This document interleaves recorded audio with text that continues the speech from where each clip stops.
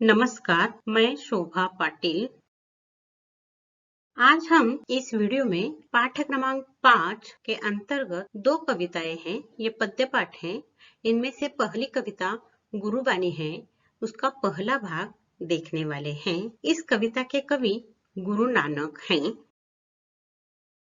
देखिए, कविता पढ़ने के पहले कवि का परिचय, कवि की साहित्यिक विशेषताएं, साहित्य काव्य का प्रकार और पाठ के अध्ययन के उद्देश्य ये हम देखेंगे। देखिए, पहले कवि का नाम। कवि का नाम गुरु नानक है। इनका जन्म 15 अप्रैल 1469 में रावी नदी के किनारे तलवंडी गांव में हुआ। आज ये गांव ननकाना नाम से प्रसिद्ध है और पाक व्याप्त पंजाब में है। कवि गुरु नानक बचपन से ही ईश्वर भक्ति में लीन रहते थे, इसलिए शिक्षा के प्रति वे उदासीन थे। 5वीं 6ठी कक्षा तक उन्होंने शिक्षा ली और बाद में वे ईश्वर भक्ति और साहित्य लेखन में लगे रहे हैं। उनकी साहित्य की विशेषता यह है कि उनके साहित्य में दार्शनिक, योगी, धर्म सुधारक, समाज सुधारक, सर्वेश्वरवादी, सर्वधर्म समभाव, विश्व बंधुत्व, धार्मिक कर्मकांड पर करारा व्यंग्य। वे गृहस्थ भी थे। उनकी शादी हो गई थी, उन्हें 2 बच्चे हो गए थे। गृहस्थी के साथ साथ ईश्वर भक्ति और साहित्य लेखन का कार्य वे करते रहे। उनकी काव्य भाषा की विशेषता यह है कि उनके काव्य में फारसी, मुल्तानी, पंजाबी, सिंधी, खड़ी बोली, अरबी इन सभी भाषाओं के शब्द हैं। भाषा नहीं, इन भाषाओं के बोलियों के शब्द हैं, इसलिए काव्य थोड़ा सा कठिन लगता है, परंतु आशय बहुत सुंदर है। यह उनकी भाषा शैली की विशेषता है। इन सभी भाषाओं के शब्द उनके काव्य में मिलते हैं और उनकी काव्य भाषा सहज सरल है। भाषा शैली, यह 2 विशेषता है। साहित्य संबंधी सामान्य ज्ञान में हमें यह प्रश्न पूछा जाने वाला है, गुरु नानक के काव्य की भाषा शैली की विशेषताएं। पहली विशेषता, फारसी, मुल्तानी, पंजाबी, सिंधी, खड़ी बोली, अरबी इन सभी भाषाओं के शब्द उनके काव्य में मिलते हैं। और दूसरी विशेषता, उनकी भाषा शैली सहज और सरल है। यह हमें 1 अंक के लिए लिखना है। इस कवि का निधन 1539 में हुआ। अब उनकी सभी कृतियां, ये कृतियों के बारे में भी साहित्य संबंधी सामान्य ज्ञान में प्रश्न है कि उनकी कृतियों के नाम लिखे हैं। वास्तव में उन्होंने पद और दोहे लिखे हैं और सभी पद और दोहों का संग्रह गुरु ग्रंथ साहिब में ही मिलता है। परंतु तुम्हें 1 अंक के लिए यह प्रश्न पूछा गया है, गुरु नानक की काव्य कृतियां। तो 2 कृतियां लिखनी है, गुरु ग्रंथ साहिब और जपू जी। ये जपू जी भी काव्य ग्रंथ साहिब में ही संग्रहित है, परंतु गुरुबानी, जपू जी, गुरु भक्ति भावना, नानक भक्ति, इस तरह से उनके काव्य संग्रह प्रकाशित हुए हैं, इसलिए यह काव्य संग्रह कहा जाता है। वास्तव में सभी उनके पद दोहे गुरु ग्रंथ साहिब में मिलते हैं, परंतु आपको 1 अंक के लिए गुरु नानक की काव्य कृतियां लिखिए, तो हमें गुरु ग्रंथ साहिब और जपू जी ये 2 नाम हमें लिखना है। आज हम जो कविता पढ़ने वाले हैं वो कविता का प्रकार है पद, यानी यहाँ दोहे नहीं है तो पद। ये पद क्या होते हैं इसमें संक्षेप में जानकारी देखिए। ये काव्य रचना की गेय शैली है, मतलब पद गाए जाते हैं। गेय शैली में गाने वाले ये पद होते हैं। इन पदों में छंदों का प्रयोग किया जाता है। ये छंद क्या है आपको मालूम नहीं है, बस जैसे आपने रस देखे वैसे ही रस, अलंकार, छंद, बिंब, प्रतीक ये मध्ययुगीन काव्य में हमें दिखाई देते हैं। ये छंदों का प्रयोग किया जाता है। ये पद कैसे बनाए, उसका मूल स्रोत क्या है, तो लोकगीत है। ये लोकगीत क्या होते हैं, तो पहली पीढ़ी से दूसरी पीढ़ी में मौखिक रूप से जो गीत गाते गाते आ जाते हैं, उसी तरह ये पद होते हैं। पद में भी 2 शैलियां हैं, एक सबद और दूसरी कृष्ण भक्तों की परंपरा के पद। सबद मतलब जो साधु मंडली भजन कीर्तन करते हैं उसे सबद, ये भी पद ही होते हैं।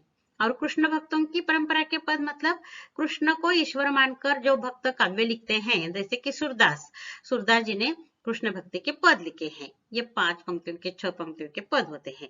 यानी हम जो काव्य प्रकार पढ़ने वाले हैं इसके बारे में मैंने यहाँ जानकारी दी है कि पद क्या होते हैं, उसका मूल स्रोत क्या है, उसमें किस तरह प्रयोग होता है, शैली कैसी होती है, ये आपको मालूम होना चाहिए, इसलिए परिचय दिया है। इस पर स्वतंत्र प्रश्न नहीं है, परंतु रसास्वादन में हमें काव्य प्रकार लिखना पड़ता है। तो यह कविता में पद हैं यह हमें लिखना है। इस कविता के ये पद्य पाठ है, इस पद्य पाठ के अध्ययन के उद्देश्य क्या है, हम ये कविता क्यों पढ़ने वाले हैं, इस कविता में हमें क्या पढ़ना है, ये पहले मालूम होना चाहिए। तो इसमें 5 पद हमें अध्ययन के लिए दिए हैं। इनमें से पहले 2 पद हैं उसमें गुरु की महिमा स्पष्ट की है। गुरु की महिमा मतलब मनुष्य के जीवन में गुरु का महत्व, गुरु का मार्गदर्शन, गुरु का शिष्य के जीवन में योगदान, ये हम देखने वाले हैं। ये कवि ने तरह तरह के उदाहरण से हमें स्पष्ट कर दिया है। और अंतिम 3 पद हैं उसमें ईश्वर का नाम स्मरण, ईश्वर की भक्ति भावना किस तरह करनी चाहिए, ईश्वर की आरती कैसी करनी चाहिए, भक्ति कैसी करनी चाहिए, नामस्मरण कैसा करना चाहिए, ईश्वर को प्राप्त करने के लिए हमें क्या करना चाहिए, ये अंतिम 3 पदों में हम देखने वाले हैं। आज हम इस कविता का पहला पद्यांश 1 पृष्ठ क्रमांक 23 और 24 पर है 2 पद देखने वाले हैं। इन 2 पदों में गुरु भक्ति के बारे में हम अध्ययन करने वाले हैं। देखिए यहाँ बाईं ओर जो काव्य पंक्तियां दी हैं ये आपकी किताब की हैं और यहाँ दाईं ओर दी हैं ये मूल ग्रंथ की हैं। इसलिए यहाँ लिया है क्योंकि ये किताब में छपते समय उसकी मात्राएं छोटी बड़े में परिवर्तन हो गया है और अर्थ समझाने में परेशानी हो रही है, इसलिए मूल ग्रंथ की काव्य पंक्तियां यहाँ बाईं ओर हमने ली हैं। देखिए पहला पद देखिए, इसमें कवि ने गुरु को महत्व कितना है और गुरु का महत्व न जानने वाले व्यक्ति की स्थिति कैसे होती है ये उदाहरण से स्पष्ट किया है। पहली पंक्ति देखिए, नानक गुरु चेतनी मनी अपने या सुचेत, अपने यहाँ है ध्यान में रखिए, ये पहली पंक्ति है। मध्ययुगीन कवि अपना नाम काव्य में लिखते थे और अपने को ही सवाल पूछते हैं। यहाँ नानक गुरु न चेतनी मनी अपने सुचेत, इनमें से चेतनी का अर्थ है याद, मनी अपने मतलब अपने मन में, और सुचेत का अर्थ यहाँ सावधान नहीं, तो सुचेत का अर्थ अपने आप को चतुर ज्ञानी बुद्धिमान समझना। ये सभी बातें ध्यान में रखिए। यहाँ गुरु शब्द हमारा जाना पहचाना लगता है, अन्य शब्द पंजाबी, सिंधी, मुल्तानी, फारसी, अरबी फारसी से आए हुए हैं, क्योंकि काव्य पद में एक भाषा नहीं है, सभी भाषाओं के शब्दों का प्रयोग कवि ने किया है, इसलिए थोड़ा सा कठिन लगता है, परंतु आशय बहुत सुंदर है। पहली पंक्ति में कवि ने उपदेश किया है और बताया है, वास्तवता बताई है, और अगले 3 पंक्ति में उसे उदाहरण से स्पष्ट किया है वो उपदेश। देखिए कवि कहते हैं, नानक, हे नानक, नानक अपने आप को पूछता है, हे नानक मतलब कवि, गुरु न चेतनी मनी अपनी, मनी अपनी मतलब जो मनुष्य अपने मन में गुरु की याद नहीं करता है, चेतनी मतलब याद, मनी अपने मतलब अपने मन में, जो मनुष्य अपने मन में गुरु की याद नहीं करता है वह मनुष्य सुचेत का अर्थ है अपने आप को चतुर मान लेता है, अपने आप को ज्ञानी समझता है, बुद्धिमान समझता है, परंतु इस मनुष्य की समाज में स्थिति कैसे होती है इसके बारे में बताए। उपदेश क्या दिया है, जो मनुष्य गुरु का महत्व या मार्गदर्शन नहीं मानता उस मनुष्य की स्थिति कैसे होती है, यह अगले 3 पंक्तियों में उदाहरण से स्पष्ट किया है। ये ध्यान में रखिए, नानक पंजाब के हैं, कवि अपने अगल बगल में जो प्राकृतिक दृश्य दिखाई देता है उसी का उदाहरण लेता है। वहां उन्होंने तिल का पौधा देखा और तिल के पौधे की तुलना कवि ने गुरु का महत्व न जानने वाले व्यक्ति के साथ की है। यहाँ अलग अलग शब्द आ गए हैं इसलिए अर्थ बहुत बिगड़ गए हैं। देखिए छुते की जगह छुटे हैं, और बुआड़ शब्द देखिए, बु को पहली मात्रा दी है, ये दूसरी मात्रा होनी चाहिए, तो बुआड़ का अर्थ अलग हो जाता है। तो यहाँ देखिए बाई ओर देखिए, दाई ओर देखिए, छुटे तिल बुआड़ जीव सुए अंदरी खेत, उस मनुष्य की स्थिति कैसी हो जाती है, तो छुटे मतलब बिखरे हुए, ऐसे ही पड़े हुए, खाली जगह पर पड़े हुए, जिसका मालिक कोई नहीं है, छुते नहीं तो छुटे, छुटे म्हणजे ऐसे ही छूट गए हैं, यानी कि उस खेत का मालिक कोई नहीं है, ऐसे खेत में बिखरे हुए तिल बुआड़ जू, बुआड़ यहाँ का अर्थ है यहाँ जला हुआ, तिल के फलियों में अंदर, तिल की फलियां जो होती हैं उसके अंदर तिल जले हुए हैं, ऐसे सुए अंदरी खेत, सुने खेत के अंदर, बिना मालिक के सुने खेत में पड़े हुए तिल की फलियों के समान, जिस फलियों के अंदर तिल की जगह राख है, ऐसे फलियों के समान उसकी स्थिति हो जाती। ऊपर से वह तिल की फलियां दिखाई देती हैं, फलियां मतलब ये ध्यान में रखिए, मराठी के छात्रों के लिए, मराठी में उसे कहा जाता है शेंगा, शेंग असते ना आतमध्ये तिळाच्या बिया असतात, तो फली मतलब शेंग, वो तिल की फलियां ऊपर से तो अच्छे दिखाई देती हैं, परंतु उस फली के अंदर तिल की जगह पर राख है। वैसे ही उस मनुष्य की स्थिति है। ऊपर से वह मनुष्य पढ़ा लिखा, बुद्धिमान, ज्ञानी या प्रगति करता हुआ दिखाई देता है, परंतु अंदर से जले हुए तिल की समान उसकी स्थिति होती है। मतलब उसका आंतरिक विकास नहीं होता है, आत्मिक विकास नहीं होता है। यह पहला उदाहरण दिया है। आपको लिखना है, गुरु का महत्व न जानने वाले व्यक्ति की तुलना। दूसरी पंक्ति में पहली तुलना आ गई है। कवि ने कहा है, बिना मालिक के सुने खेत में पड़ी हुई तिल की फलियों के समान उसकी स्थिति होती है। वह तिल की फली जो ऊपर से फली दिखाई देती है, परंतु फली के अंदर तिल की जगह राख होती है, उस आदमी की तरह उसकी स्थिति होती है, उस फलिया की तरह। अगला उदाहरण इसी का स्पष्टीकरण आगे दिया है, देखे। खेतय अंदरी छुटिया कहू नानक सऊ नाह। हमने ऊपर देखा, छुटे मतलब बिखरे हुए, जिसका मालिक कोई नहीं है। बिना मालिक के सुने खेत में वो तिल की फलियां पड़ी हुई हैं। आगे कवि क्या कहते हैं, वो खेत में जो अंदर ये छुटिया कहूं, मतलब उस खेत के अंदर जो तिल की फलियां जो पड़ी हुई हैं, हे नानक, उसका मालिक कौन होता है? सऊ नाह। सऊ मतलब 100, 100 मतलब मराठी में 100, 100, यानी उसके मालिक 100 होते हैं। नाह मतलब नाथ। ऊपर बिना मालिक का कहा है, जो बिना मालिक का होता है उसके सभी मालिक होते हैं, ये बताने का उद्देश्य है। इसके लिए एक छोटा सा उदाहरण देती हूँ मैं। यहाँ देखिए, हमारे गली में किसी के घर में कुत्ता पाला हुआ होता है, वो पालतू होता है।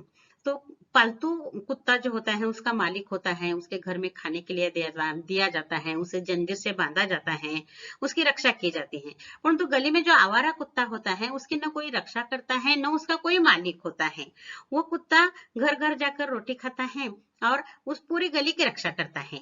जो कोई पराया आदमी आ जाता है उस पर भौंकने लगता है, तो उस गली के सभी लोग कहते हैं, यह हमारा गली का कुत्ता है, यह हमारा कुत्ता है।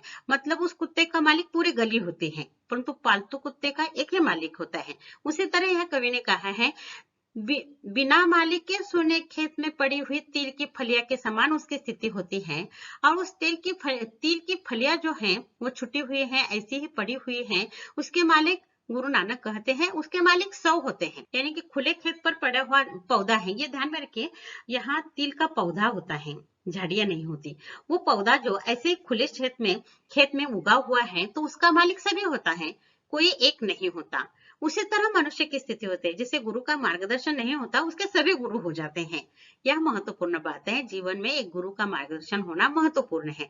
उस आदमी की स्थिति, वो आदमी जीवन जीते भी हैं, जीवन में प्रगति भी करते हैं, परंतु उनकी भौतिक प्रगति होती है। इसलिए कवि अगली पंक्ति कहते हैं, देखिए, फली अहि फूली अहि बपुड़े भी तन विची सुआह। यहाँ कवि कहते हैं, फली अहि फूली हई, ये फलते फूलते हैं, यानी ये तिल का पौधा है, उस पर जो फलियां आ जाती हैं, पहले फूल आ जाते हैं, फिर उसकी फलियां बनती हैं और फलियां के अंदर तिल होते हैं। परंतु उस तिल की जगह पर क्या होते हैं?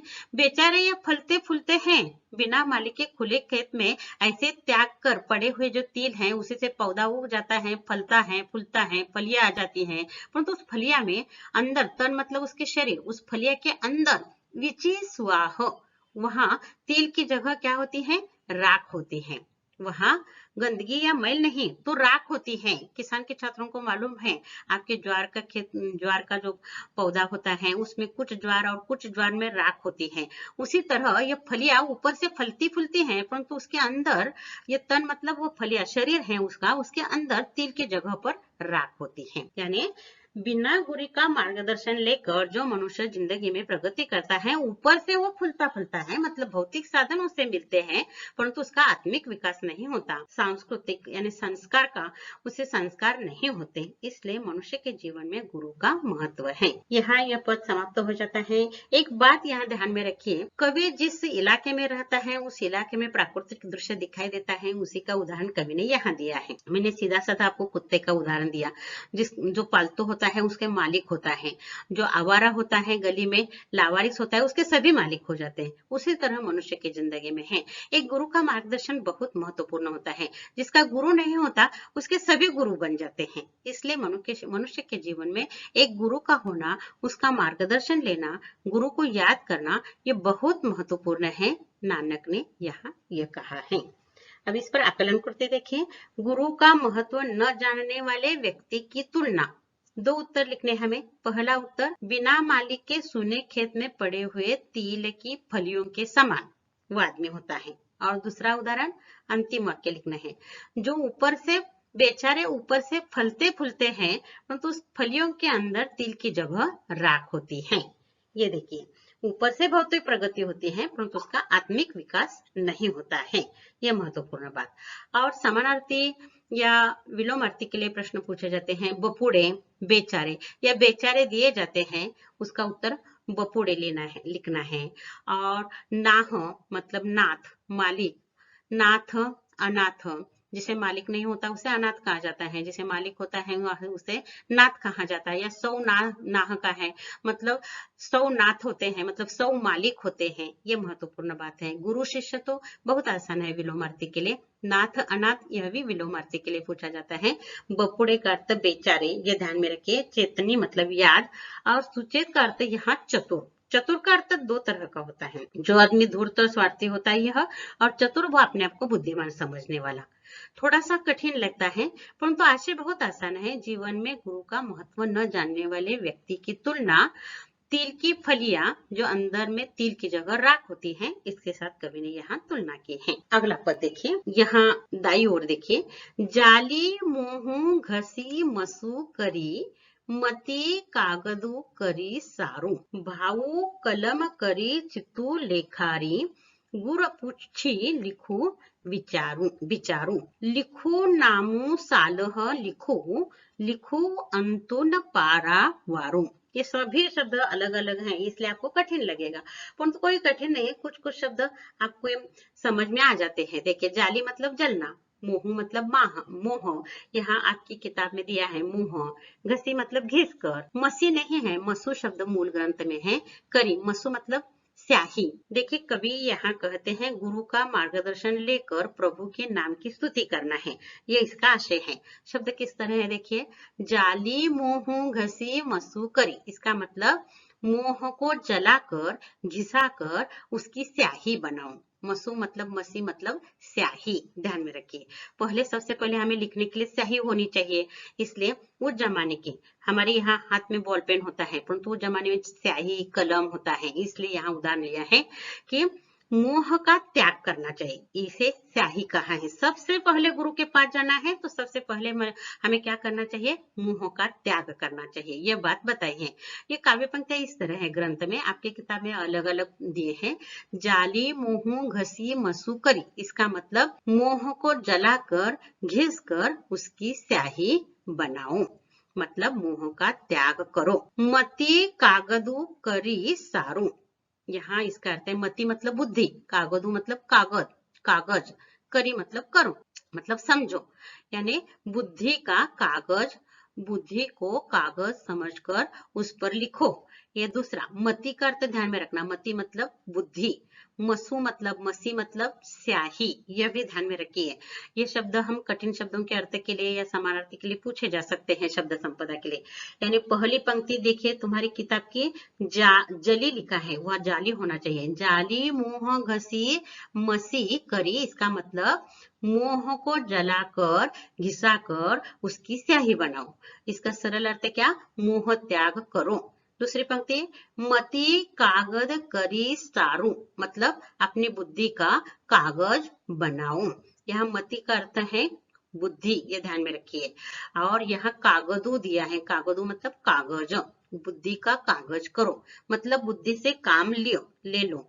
भाई नहीं तो वहां भाऊ, भाऊ मतलब प्रेम भाव, भाव। कलम करी, कलम मतलब लेखनी, उसकी लेखनी करो, किसकी, भाव, भाव मतलब भाव, भाव मतलब प्रेम भाव, प्रेम भाव की लेखनी करो। चितु लेखारी, यहाँ लेखारी शब्द देखिए र की दीर्घ मात्रा, बड़ी मात्रा है। लेखारी मतलब लेखक, चित्तू मतलब चित्त, चित्त मतलब एकाग्र चित्त से प्रेम भाव से हमें प्रभु का नाम लिखना है, यह ध्यान में रखिए। चित्त का लेखक बनाओ, प्रेम भाव की लेखनी बनाओ, बुद्धि का कागज बनाऊं और मुंह जलाकर उसकी स्याही बनाऊं, उसे घिसकर, ये बताए।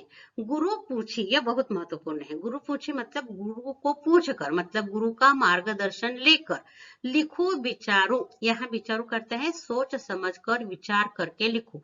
गुरु का मार्गदर्शन लेकर सोच समझ कर आपको प्रभु के नाम की स्तुति लिखनी है। और यह अंतिम पंक्ति अलग ढंग से जोड़ी है, यह उस मूल ग्रंथ में नहीं है। लिखो नामो सालह लिखो। यह सालह का अर्थ प्रशंसा, स्तुति। नामो मतलब नाम, किसका नाम? प्रभु का नाम। प्रभु मतलब ईश्वर, परमात्मा। इसका नाम लिखना है आपको, मतलब प्रभु का नाम लिखकर नामस्मरण करना है। और अंत में जोड़ा है, देखिए, लिखो अंतो न पारावारो। मतलब जिस प्रभु का आप नाम लिखने वाले हो, उस प्रभु के नाम की सीमा नहीं है, पारावार नहीं है। प्रभु की सीमा अपरंपार है, अपार है, विशाल है। उसे न आदि है न अंत है। अंतु मतलब अंत नहीं है। कहाँ से शुरू हो गया और कहाँ खत्म हो गया यह नहीं है। प्रभु का नाम विशाल है। प्रभु का नाम स्मरण दिन रात हमें करना है। इसलिए प्रभु के नाम की स्तुति लिखने के लिए हमें पहले मोह त्याग करना चाहिए, बुद्धि से काम लेना चाहिए, प्रेम भाव की कलम करनी चाहिए, चित्र का लेखक बनना चाहिए, गुरु का मार्गदर्शन लेना चाहिए और सोच समझकर नाम की स्तुति लिखनी है। प्रभु के नाम स्तुति के लिए ये आवश्यक है। इस तरह की आकलन कृति पूछी जाती है। एक एक बात देखिए, पहली पंक्ति में मोह का त्याग करना है, ये पहला उत्तर, मोह त्याग। दूसरी पंक्ति में मति कागद मतलब बुद्धि से काम लेना है, यानी दूसरा उत्तर बुद्धि। तीसरा उत्तर भावु कलम करी मतलब प्रेम भाव से लिखना है। देखिए, कोई भी लिखना है, कोई भी कार्य करना है तो उस कार्य पर हमारा प्रेम होना चाहिए। जब प्रेम होता है कार्य पर तो कार्य सफल होता है, इसलिए प्रेम भाव महत्वपूर्ण है। चित्तो लेखा करे मतलब क्या? एकाग्र चित्त होकर हमें लेखक बनना है। और गुरु पूछी मतलब गुरु मार्गदर्शन लेना है। मतलब प्रभु के नाम की स्तुति लिखने के लिए क्या क्या आवश्यक है? मोह त्याग, बुद्धि, प्रेम भाव, गुरु मार्गदर्शन, एकाग्र चित्त। इनमें से 4 उत्तर आपको लिखने हैं। और अंत में वो अलग से पंक्ति जोड़ी है, परंतु उसका अर्थ है प्रभु के नाम की स्तुति हमें करनी है। और प्रभु अनंत है, विशाल है, न आदि है न अंत है, अपरंपार है, विशाल है, सागर के समान। इस तरह प्रभु की यहाँ स्तुति की है। और यहाँ दूसरा पद समाप्त हो जाता है। देखिए, यह पद्य पाठ है। विभाग 2 कृति 2 में यह आकलन कृति के लिए पूछा जाता है पद्यांश। उस पर प्रश्न इस तरह पूछा जाता है, निम्नलिखित पद्यांश पढ़कर दी गई सूचनाओं के अनुसार कृतियां पूर्ण कीजिए। 6 अंक के लिए पद्यांश दिया जाता है। ये 2 पद दिए जाते हैं। इसमें आकलन कृति, शब्द संपदा और अभिव्यक्ति 6 अंकों के लिए हमें लिखना है। आकलन कृति देखिए, लिखिए या उत्तर लिखिए में गुरु को याद न करने वालों की तुलना किससे की है? बिना मालिक के सूने खेत में पड़े तिलों की फली के समान किए हैं। वो फली या तिलों की ऊपर से फली दिखाई देती हैं, परंतु अंदर के तिल जले हुए हैं। और उसका दूसरा उत्तर, जो बेचारे फूलते फलते हैं परंतु उनके तन में राख होती है। मतलब फलियों के अंदर तिल की जगह राख होती है। ये उसका उत्तर लिखना है। अगले आकलन कृति देखिए, संजाल पूर्ण कीजिए। आपकी किताब में दी गई है। यह नाम स्तुति के लिए ये आवश्यक है। यह नाम स्तुति मतलब किसकी? प्रभु की, मतलब ईश्वर की नाम स्तुति के लिए ये आवश्यक है। मोह त्याग, प्रेम भाव, बुद्धि, गुरु का मार्गदर्शन, एकाग्र चित्त, इनमें से 4 उत्तर आपको लिखना है। देखिए, शब्द संपदा में उचित मिलान कीजिए। यह कठिन शब्दों के अर्थ के लिए या निम्नलिखित शब्दों के लिए पद्यांश में आए हुए शब्द लिखिए। इस तरह की कृति पूछे जा सकते हैं उचित मिलान के लिए। देखिए, यहाँ बुद्धि, बेचारे, स्याही, लेखनी यहाँ दिया है। और आपके पद्यांश में आए हुए शब्द देखिए बिखर कर दिए हैं, मसी, कलम, मती, बपुड़े। यहाँ आगे दिखाई देता है आपको, उचित मिलान करके दिया है। देखिए, बुद्धि, मती लिखना है, बेचारे, बपुड़े, स्याही, मसी या मसू, लेखनी, कलम। इस तरह उचित मिलान करना है। ये कठिन शब्दों के अर्थ लिखना है। विलोमार्ती के लिए खड़ी बोली के कुछ शब्द आ गए हैं, यानी बहुत कम हिंदी शब्द हैं। इसमें सभी अरबी, फारसी, पंजाबी, सिंधी, मुल्तानी शब्द हैं। इसलिए हिंदी में आए हुए शब्दों को यहाँ विलोमार्ती के लिए लिया है। देखिए, उत्तर तुम्हारे पद्यांश में है। देखिए निंदा, सालाह आ गया है, सालाह का अर्थ स्तुति है, इसलिए निंदा को स्तुति लिखना है। नाह आ गया है, नाह मतलब नाथ, इसलिए अनाथ को नाथ लिखना है। शिष्य गुरु ये आसान आ गया है। आदि अंत, अंत शब्द आ गया है, उसका विलोमार्थी आदि है। इस तरह शब्द संपदा के लिए विलोमार्थी और कठिन शब्दों के अर्थ पूछे जा सकते हैं। देखिए अभिव्यक्ति के लिए गुरु बिना ज्ञान न होई उक्ति पर आपने विचार लिखिए। यानी गुरु के बिना ज्ञान की प्राप्ति नहीं होती, मतलब गुरु की महिमा या गुरु का महत्व या गुरु का मार्गदर्शन कितना महत्वपूर्ण है, इसके बारे में आपका मत लिखना है।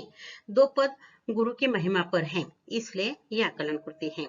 अभिव्यक्ति के लिए गुरु बिना ज्ञान न होई, इस उक्ति का अर्थ है गुरु के बिना ज्ञान की प्राप्ति नहीं होती है। ये ध्यान में रखिए, उक्ति दी है तो उक्ति का अर्थ स्पष्ट करना चाहिए, यानी गुरु के बिना ज्ञान की प्राप्ति नहीं होती है। मनुष्य जीवन में गुरु का महत्व भगवान से भी अधिक है। गुरु अपने शिष्य के ज्ञान रूपी नेत्र खोल देता है। ज्ञान रूपी नेत्र खोलना मतलब जीवन के विभिन्न क्षेत्रों का ज्ञान उदाहरणों से गुरु अपने शिष्य को बताता है। जीवन में सफलता प्राप्त करने के लिए सही दिशा देता है।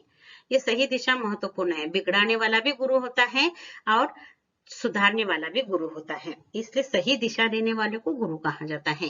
कभी कभी आप कोई बिगड़ेल कृति करते हो तो घर वाले आपको पूछते हैं, बताओ आज आपको कौन गुरु मिला था। इसका मतलब आपको कोई नहीं, किसी ने गलत दिशा दिखाई है, इसलिए सही दिशा देने वाला गुरु होता है। मनुष्य के जीवन को उदात्त और चरित्रवान बनाने में गुरु का मार्गदर्शन और सच्ची शिक्षा का बहुत बड़ा योगदान रहता है। शिष्य पर गुरु के अनंत उपकार हैं। शिष्य को ईश्वर के दर्शन गुरु ही करवाता है, यानी ईश्वर प्राप्ति के लिए भी गुरु का मार्गदर्शन आवश्यक होता है। यानी मनुष्य के जीवन में गुरु का ज्ञान, गुरु का मार्गदर्शन, गुरु का महत्व अनन्य साधारण है। यह आपको यहाँ अपनी भाषा में, अपने वाक्यों में यहाँ लिखना है। और यहाँ यह अभिव्यक्ति समाप्त हो जाती है और ये पहले दो पदों का हमने पद्यांश लिया है, आकलन कृति सहित सभी कृतियों सहित यहाँ समाप्त हो जाता है। अगले वीडियो में हम इस कविता का अगला भाग देखेंगे। धन्यवाद।